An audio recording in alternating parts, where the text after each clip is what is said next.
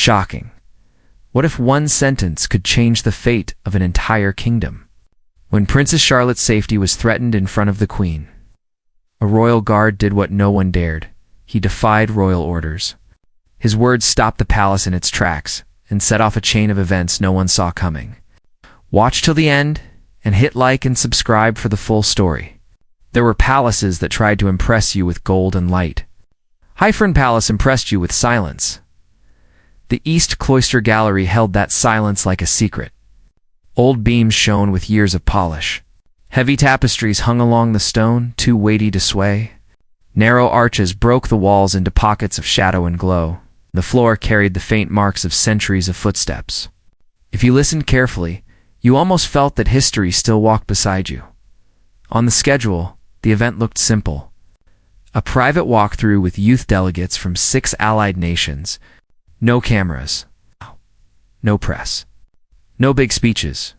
Just guided conversations, short explanations about paintings, and quiet moments meant to inspire young minds. Informal diplomacy under soft lighting, but the room itself carried a different kind of tension. The gallery was long and narrow.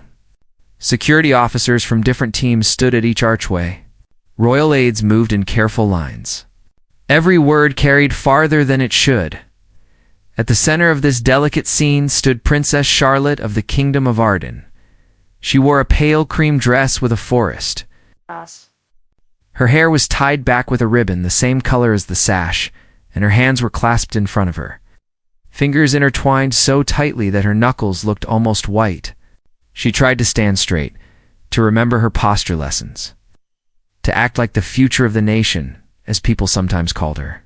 But she was still a child, and today she felt very alone, beside a tall window. A group of youth delegates listened as an art historian explained the meaning of an old battle painting. A few feet away, Queen Camila of Arden stood in a half-circle of senior advisors. Her pearl earrings caught the light each time she turned her head. Her smile looked soft, almost gentle, but her eyes stayed sharp and measuring. Camilla liked things neat. Neat schedules. Neat lines. Neat smiles. Anything that did not fit that neatness made her displeased.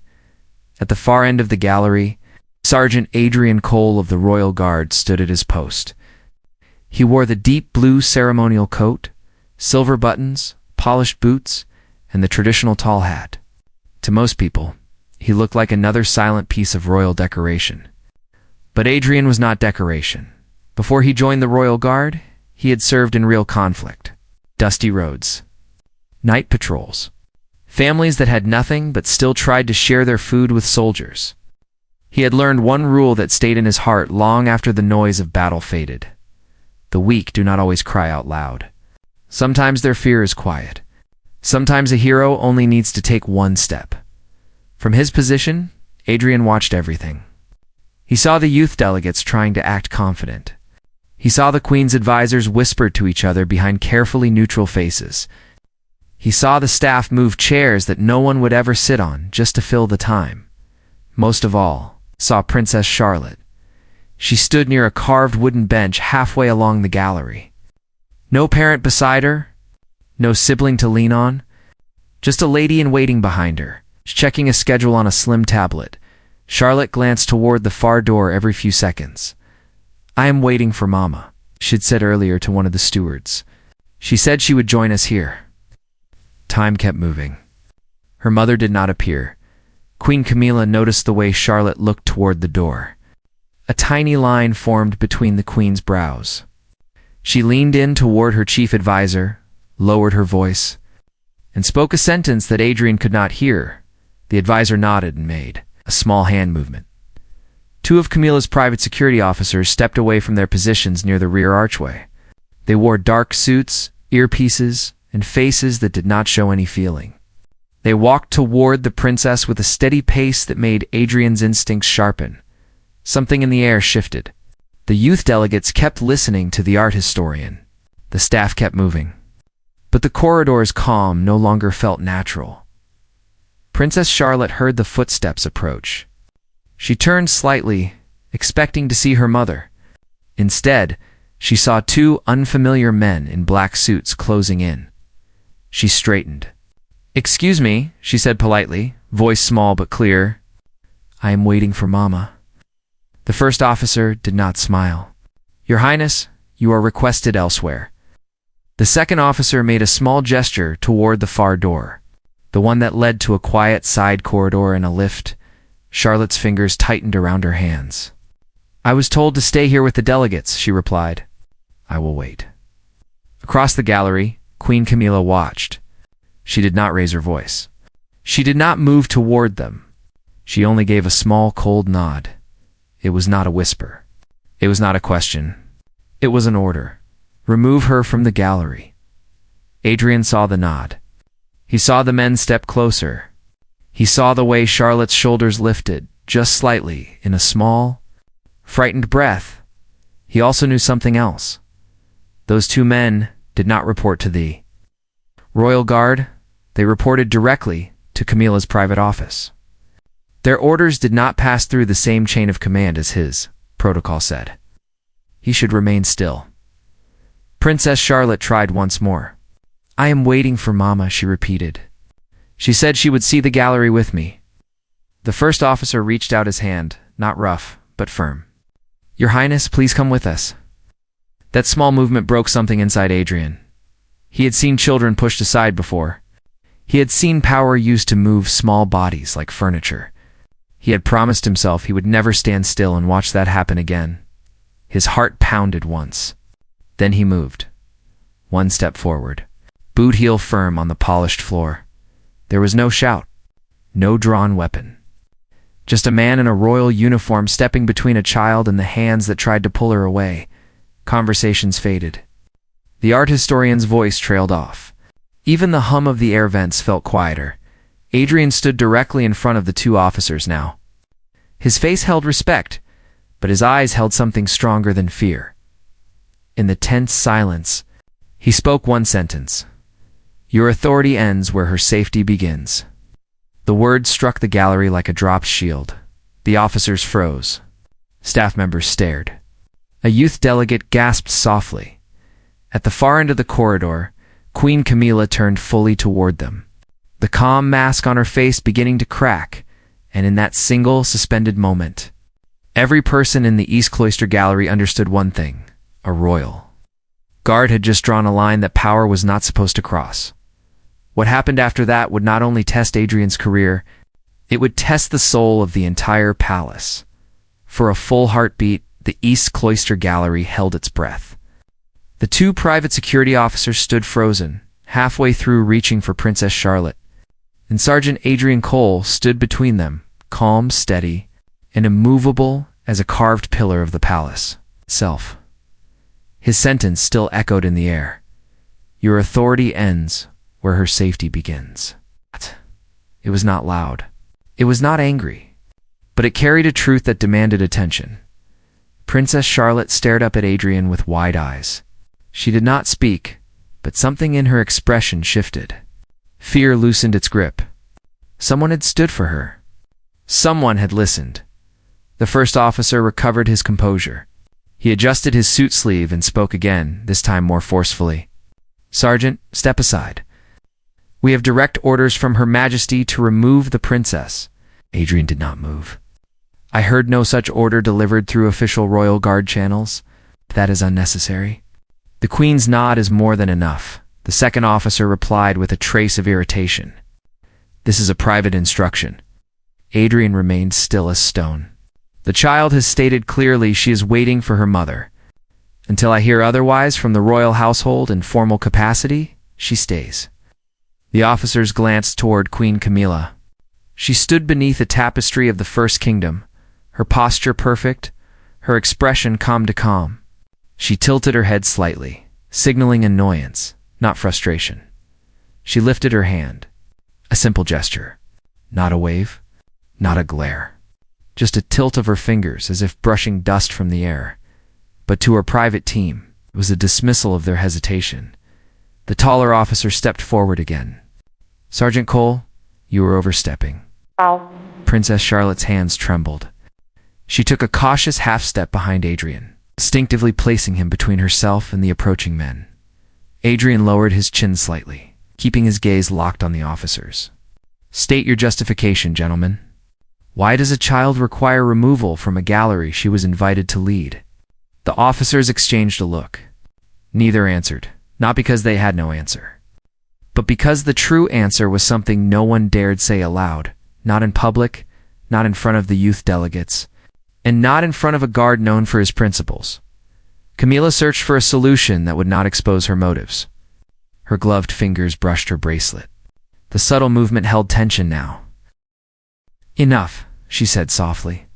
She did not raise her voice, but the words spread across the gallery like ice across glass. "Sergeant Cole, you are creating disruption." Adrian faced her respectfully.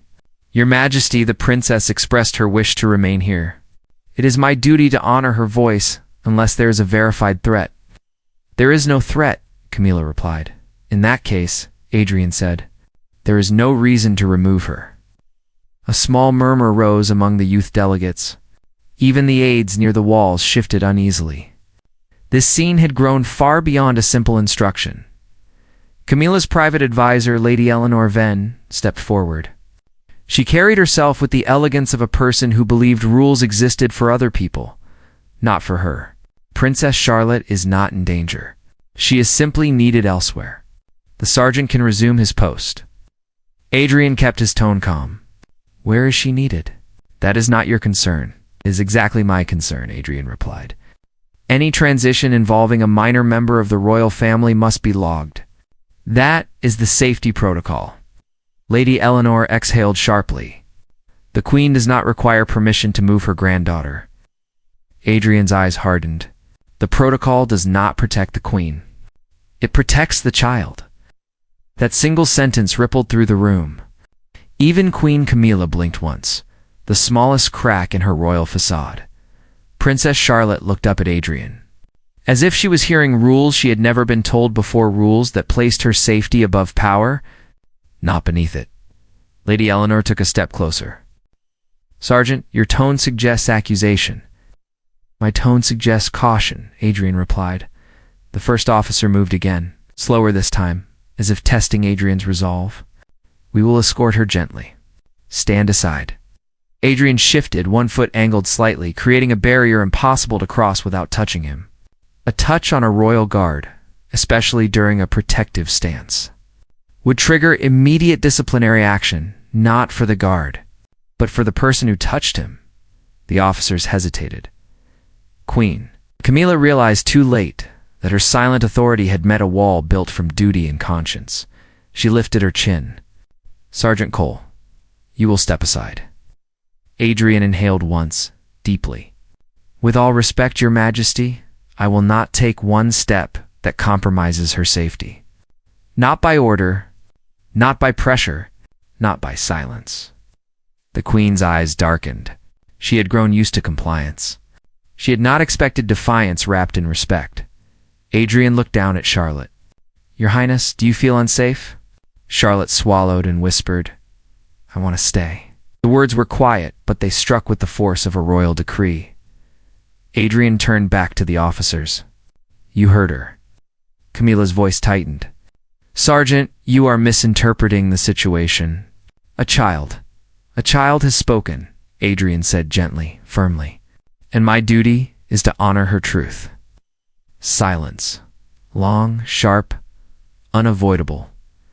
It stretched across the gallery until even the distant wings of the palace seemed to hold still. Then, one person moved. Not Camilla, not the officers, not even Adrian. Princess Charlotte stepped forward, standing beside Adrian instead of behind him. She looked small, but her voice was steady when she said, "I am staying." The gallery erupted not in noise, but in shock. In that moment, child's courage became the most powerful force in the room. Queen Camila's expression shifted, something cold, something calculating. This was no longer an issue of movement. This was disobedience. Not from a guard. From a princess, the kind of disobedience that threatened the balance of the palace itself, and everyone in that gallery understood something clearly. This was only the beginning. The tension in the East Cloister Gallery could be cut with a knife. Princess Charlotte stood beside Sergeant Adrian Cole. her small hand still gripping his arm with a quiet yet unshakable resolve. The officers who had once advanced toward her with cold efficiency now found themselves stalled, unsure of their next move. Queen Camila, who had been the calm center of this scene, now seemed to find the weight of the situation bearing down on her around them. The youth delegates stood in stunned silence, unsure of what to do or say. Their eyes flickered between the royal figures, taking in the power struggle that had suddenly unfolded before them. The whispers among the palisades and advisors grew louder. They were no longer witnessing a simple walkthrough. They were witnessing the cracks in the kingdom's most sacred institutions. Queen Camilla's lips pressed together. Her expression hardened into something colder than the marble floor beneath them. Her grip on power was slipping, but she was not one to let go without a fight. "Princess Charlotte," Camilla said, her voice cutting through the silence like a sharp blade. "You will come with me now." Adrian's posture remained unyielding, the weight of his uniform pressing down on his shoulders like a shield. His gaze never wavered from the queen, his body blocking any further movement from the security officers.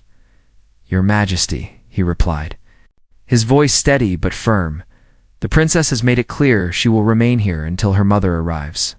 I cannot allow her to be removed without proper cause." Camilla's eyes narrowed.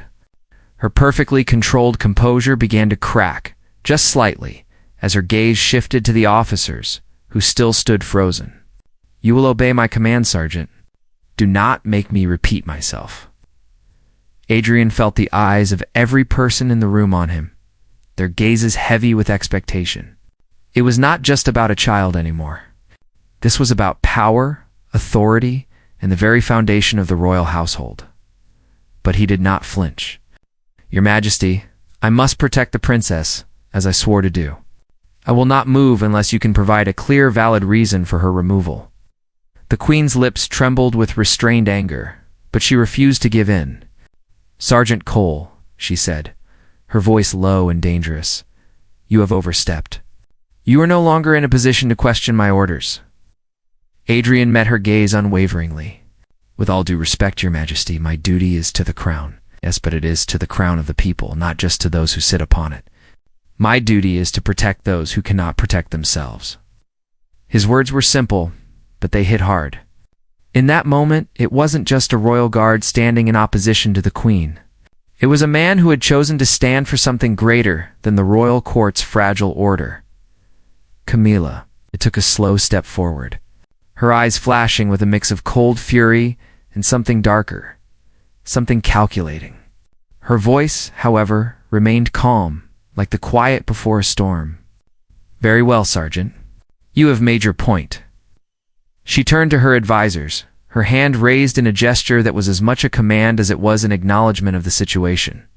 "We will take this matter up in private," she said, her words clearly meant for those around her, not for the gallery at large. Without another word, Camilla turned and began to walk away. Her advisors followed closely behind, but her eyes never left Adrian. There was no anger in her gaze, now only cold precision. As the queen left the gallery, the officers stepped back, their presence no longer an immediate threat. The room slowly began to breathe again. The hum of conversation returned, but it was quieter now, filled with hushed tones and whispers.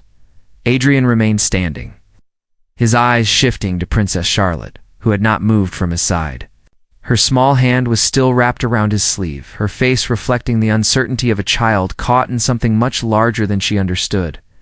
For a long moment, there was only silence between them.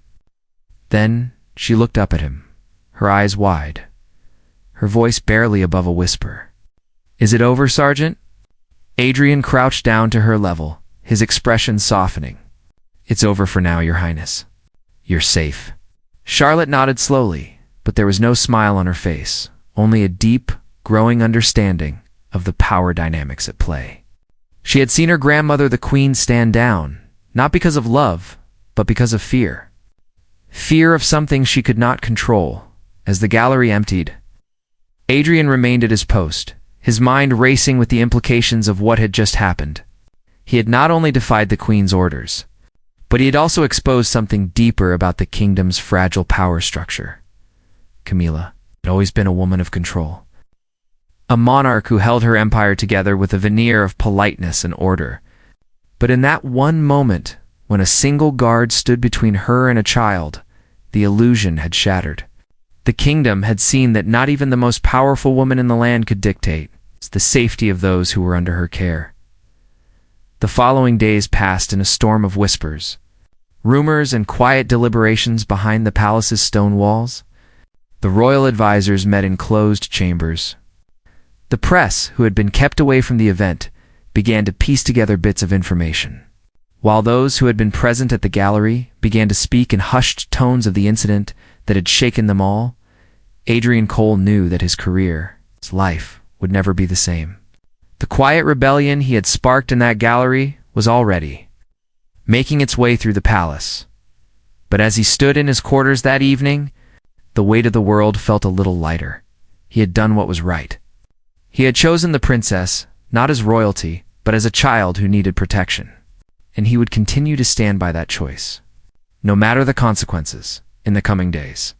As the kingdom settled into uneasy silence, Adrian knew one thing with certainty.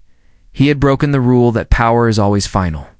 And sometimes, in the quiet moments when all seems lost, the smallest act of defiance can change the course of history.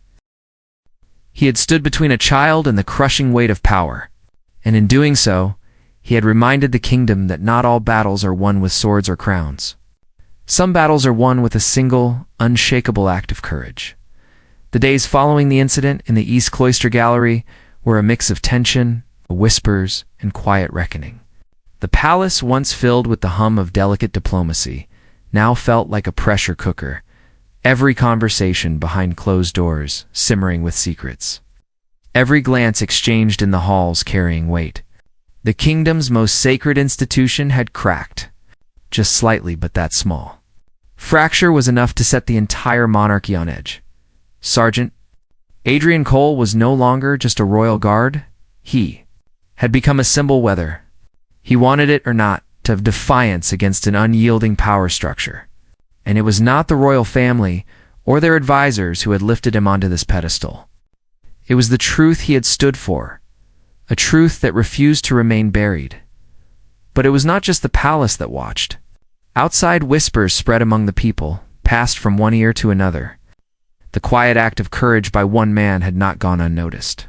People who for years had bowed their heads in fear of the palace's authority suddenly saw in Adrian Cole the embodiment of what they had only dared to dream: someone who would stand up when it mattered. Adrian had known the cost of his actions would be high.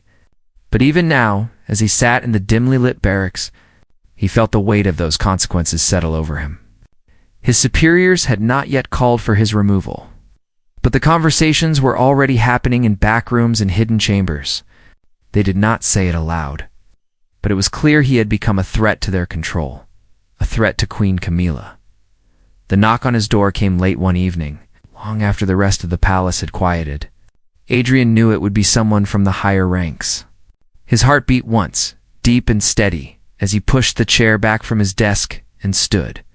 He had been waiting for this moment, waiting for the next move. When he opened the door, Captain Marcus Doyle stood there, his face a mixture of sympathy and quiet tension. "Sergeant Cole," Captain Doyle said, his voice low, but with that familiar authority that Adrian had learned to respect. "We need to talk." Adrian stepped aside and allowed Doyle to enter. The room was small, but neat, an austere reflection of his military discipline. He gestured toward the wooden chair by the window. "Sit, Captain. What brings you here?" Doyle didn't sit immediately. Instead, he walked over to the small window, looking out at the stillness of the royal courtyard below. He seemed lost in thought for a moment before finally turning to face Adrian. "You've made quite an impression," he said, his tone unreadable. "The kind of impression that will change things around here whether you realize it or not." Adrian crossed his arms. "I did what was necessary. You know that." Doyle nodded, but his expression was tight. "Necessary, yes. But it wasn't just a small act. You've challenged the Queen's authority? You've made the kingdom see the cracks in the walls they've been told were unbreakable. And now the walls are shaking." "I wasn't thinking about the walls," Adrian replied, his voice steady. "I was thinking about the princess. I was thinking about what's right. Doyle's lips pressed together. You have no idea what you've just set in motion, do you? The Queen is not someone who tolerates challenges to her power. She doesn't forgive defiance, especially in public. You've given her a choice between protecting her authority and protecting the stability of this kingdom. And right now, neither option looks good. Adrian's jaw tightened. I don't answer to the Queen. I answer to the people. I answer to my duty. Doyle met his gaze squarely. You're a royal guard, Cole, and royal guards do not decide which orders to follow. They follow orders. What you've done is more than disobedience. It's a direct threat to the system we all stand by. Do you understand that? Adrian nodded slowly. I understand that my actions will have consequences. But I stand by what I did. If we lose our moral compass, if we ignore the people we're supposed to protect, what's the point of any of it? Doyle sighed and shook his head. You've got a sense of honor, Cole, and in some ways that's admirable. But honor alone doesn't protect a kingdom. Loyalty does. And loyalty to the crown. That's what holds everything together. The silence between them stretched as Doyle looked down at his hands as if searching for the right words. Finally, he looked back at Adrian. You've made an enemy of the Queen. And enemies of the crown don't survive long. You need to prepare yourself. Adrian didn't flinch. I've been prepared for this my whole life.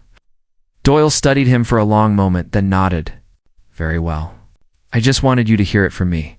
You'll be called in for a formal hearing soon? They'll want to decide what to do with you. Adrian's gaze hardened, but he kept his voice even. I'm ready for whatever comes. Doyle's eyes softened for a moment. I don't doubt that. But know this. When the palace shifts, it doesn't just shift with the people you see. It shifts with those you don't. The real power moves behind the scenes, and they're not happy with you. Adrian's gaze never wavered. Then let them come. Doyle sighed and gave him one last lingering look before turning and walking toward the door. You're a good man, Sergeant Cole, but good men don't always win when they go up against the system. When the door clicked shut behind him, Adrian was left standing in the quiet room, the weight of his actions sinking deeper into his chest. He had made his stand, and now he would have to face the consequences of that choice. Outside, the palace remained still, but inside, the storm was just beginning. The next few days were filled with uncertainty. Adrian's actions had made their way through the palace, whispered in hallways, and discussed in hidden rooms. The official verdict had not yet come, but the unofficial consequences had already begun. His movements were closely watched, his interactions scrutinized, and then, one evening, he was summoned to the royal council. The time had come. He would face them, the Queen's council. The silent power behind the throne, and he knew that what happened next would decide not just his future, but the future of the entire kingdom. The royal council chamber was a place of polished stone, glistening chandeliers, and silent walls that had borne witness to centuries of decisions that shaped the fate of the kingdom. But today, there was a different weight in the air. The moment had arrived for Sergeant Adrian Cole to stand before the men and women who held the true power in Hyphron Palace. Adrian had been summoned to the council under the guise of a formal hearing. It was not just an investigation into his actions, but a reckoning, a test of his loyalty to the crown, and a challenge to the idea that one man could defy the unspoken rules of a kingdom built on tradition and control. The room itself, though grand, felt like a cage. Long, high-backed chairs lined the walls, occupied by men and women dressed in robes of gold and velvet, their faces stern and unreadable. At the head of the table sat Queen Camila, her posture as regal as ever, though a shadow hung over her usually composed demeanor. The tension in the room was thick enough to suffocate anyone who dared breathe too loudly. Adrian stood at the center, his back straight and his hands clasped behind him. He was dressed in his formal uniform, the weight of his ceremonial coat pressing down on his shoulders. His heart beat steadily, but his mind raced, calculating every possible outcome. He had known this moment would come, knew that his defiance would not go unanswered, but now, in the presence of those who held the fate of the kingdom, his resolve would be tested like never before. The council remained silent for several moments, each member studying him in their own way. Some seemed intrigued by his presence. Others were clearly disappointed, seeing him as a stain on the palace's reputation. But it was the Queen's gaze that Adrian felt the most. Her eyes, cold and calculating, never left him. Sergeant Adrian Cole.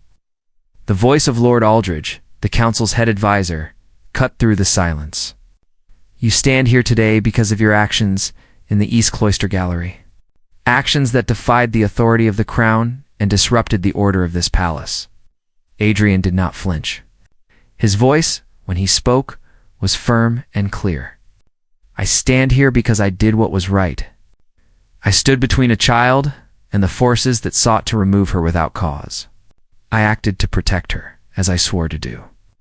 A low murmur ran through the council. Camilla's eyes narrowed slightly, but she said nothing, waiting for the right moment to speak. Lord Aldridge continued. You made a choice, Sergeant Cole, and that choice has consequences. We do not take kindly to those who disrupt the harmony of the kingdom, no matter their intentions. The Queen's voice finally broke the tension. Sergeant Cole, she said, her tone icy but controlled, you have taken it upon yourself to question my authority. You have placed yourself above the very system that has kept this kingdom stable for generations. You, a mere servant, have decided that your sense of right and wrong should outweigh the crown itself. Adrian met her gaze unwavering. Your Majesty, my loyalty is not to a crown alone. It is to the people who serve it. A kingdom built on fear and silence is not a kingdom worth protecting. The council members exchanged looks. Some were uncomfortable with his words, others seemed intrigued. Queen Camila, however, did not react. She had heard such defiance before, but never from someone of Adrian's rank. She was not a woman who tolerated challenges to her power, and her silence was the calm before a storm. Your defiance may have been justified in your eyes, Camilla said, her voice low but filled with authority. But you are not above the law, Sergeant. You are not above the consequences of your actions. Consequences, Adrian repeated, his voice steady. I know the consequences. But I will not apologize for doing my duty. If protecting a child means defying those who misuse their power, then so be it. The room fell silent again, the weight of his words settling over them like a cloud. Camilla's fingers tightened around the armrest of her chair. She had always prided herself on her control. But Adrian's words had chipped away at that control in a way she had not anticipated. Do you understand the gravity of what you've done? Lord Aldridge asked, his voice sharp. Your actions have not only embarrassed the royal family, but you have also questioned the very structure that has kept us in power. You have made enemies not just within these walls, but across the kingdom. The people may rally behind you now, but do you think they will remember your name when the palace comes down on you? Adrian stood tall. I didn't do this for the people. I did it because I had to. I had no choice. Not when I saw a child in danger. Not when I knew I was the only one who could protect her. The Queen leaned forward, her gaze piercing. And what about your loyalty to me, Sergeant? To the crown? You've made your choice, and now you must face the consequences of your rebellion. Adrian took a step forward, his voice unyielding. My loyalty has always been to the people of this kingdom, Your Majesty. The crown can only be trusted if it serves them. If the crown turns a blind eye to injustice, it is no longer a symbol of power, it is a symbol of oppression. Queen Camila's eyes flashed with cold fury, but she did not speak for several long moments.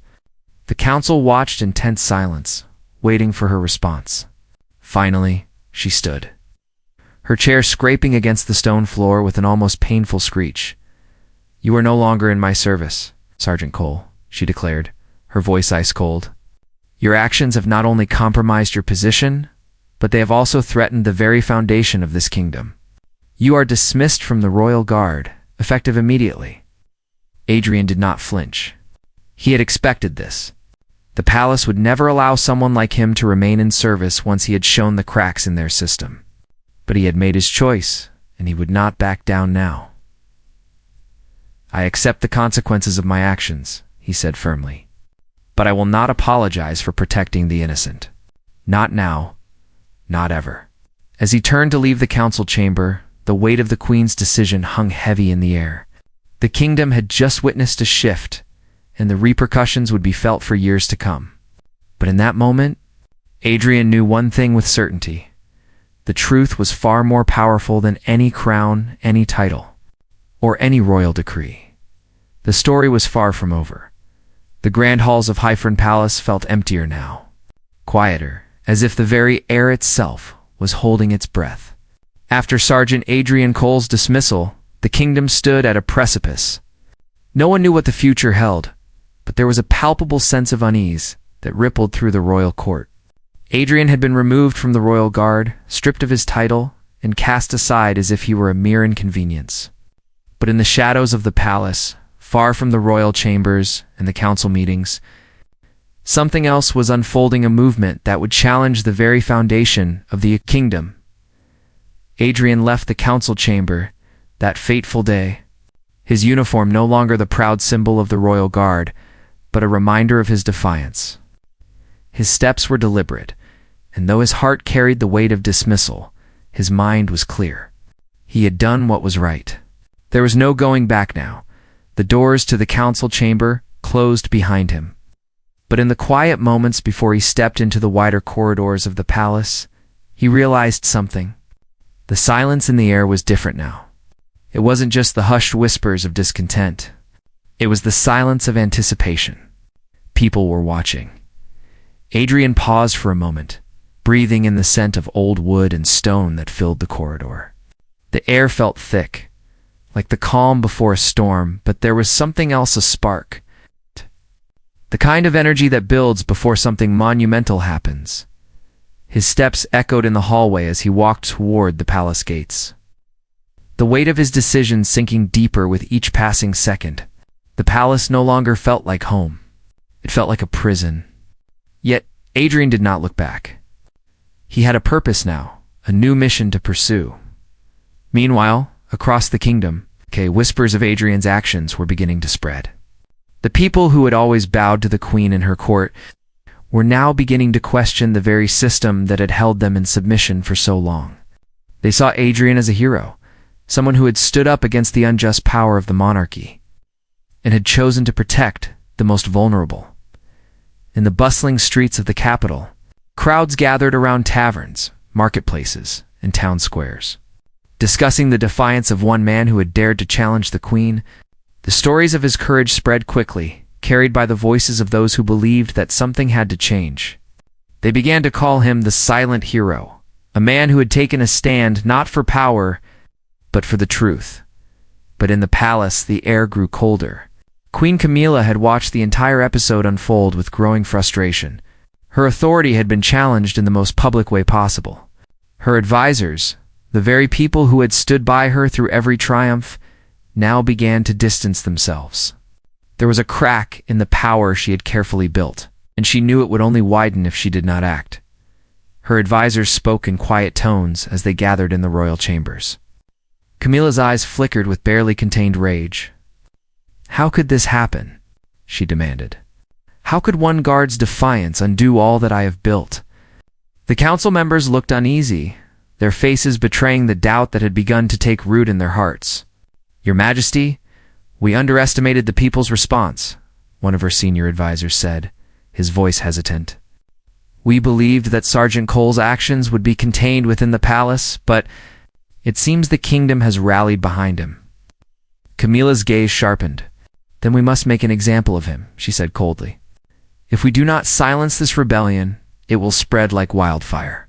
The crown cannot afford to be seen as weak." Her words were spoken with an icy conviction, but deep within her, something shifted. Her power was no longer absolute. The kingdom had begun to see cracks in the system, and there were always consequences for that. She had underestimated the impact one man's actions could have. Outside the palace walls, Adrian Cole was no longer the disillusioned soldier he had once been. The streets that had once been filled with whispers of fear now carried the sound of something new. Adrian walked among the people, no longer a servant to the crown but a symbol of something greater. The movement that had begun with a single defiant act had grown into something far more powerful. He found himself drawn to the edges of the city, where the common folk lived and worked, those who had always been the quiet observers of the palace's grand affairs. They saw the kingdom for what it was, beautiful on the outside, but hollow within. Adrian spoke with them, listened to their stories, and shared his own. And with each conversation, the movement grew stronger. But Adrian knew that to truly change the kingdom, he needed more than just the support of the people. He needed a plan. He needed to expose the corruption that had festered in the heart of the royal family. And that would require allies. Allies who understood the risk, who were willing to fight for the truth, no matter the cost. It wasn't long before Adrian found those allies. They were not warriors or knights. They were ordinary people, farmers, merchants, teachers who had grown tired of living under the thumb of a monarchy that cared only for itself. They had seen Adrian's courage and knew that he was the one who could lead them to a better future in the shadows of the capital. Adrian began to form his plans. His allies worked in secret, gathering information, building networks, and preparing for the moment when the people would rise up and demand change. The seeds of rebellion were planted, and now it was time for them to grow. But the road ahead would not be easy. Queen Camila was no fool. She would not let her power slip away without a fight. Adrian knew that the queen would stop at nothing to maintain control, and that meant he would have to face her in a battle unlike any the kingdom had ever seen. Still, as he stood at the edge of the city, watching the sunset over the hills, Adrian felt something inside him stir. The weight of his actions had led him here to this moment of choice. He could no longer stand in the shadows. He had crossed a line, and now there was no turning back. This was not just about one guard standing against the queen. This was about a kingdom standing together to reclaim its future, and Adrian Cole would lead them, no matter the cost.